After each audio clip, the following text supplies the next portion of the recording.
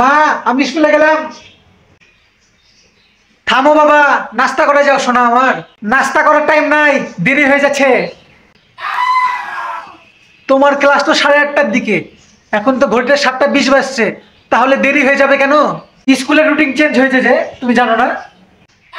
গতকালই তো তুমি বাসা থেকে 8টার দিকে বের হলে, আবার আজকে বলছো 7:30টার দিকে ক্লাস। আমার থেকে কিছু লুকাচ্ছ না তো? মা, আসলে ব্যাপারটা হচ্ছে বন্ধুর বন্ধু বন্ধু বন্ধু। আরে পাগলি, বিষয়টা বুঝো না? তোমার ছেলে প্রেমে পড়েছে গো, প্রেমে।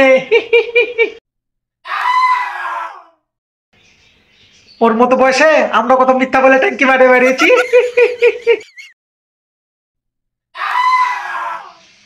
বুঝলা?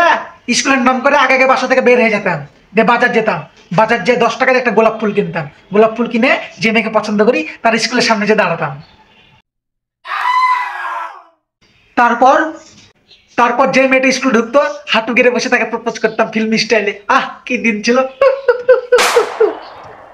তারপর তারপর আর কি, ঠাস করে চড় খেয়ে যেতাম। বাপ, তুই কিন্তু সাবধান থাকিস, কারো কাছে আবার চট্টর খেয়ে আসিস না। ও তো চড় খাবে না। কেন? কারণ চড় তো খাবা তুমি আমার হাতে। এই নে।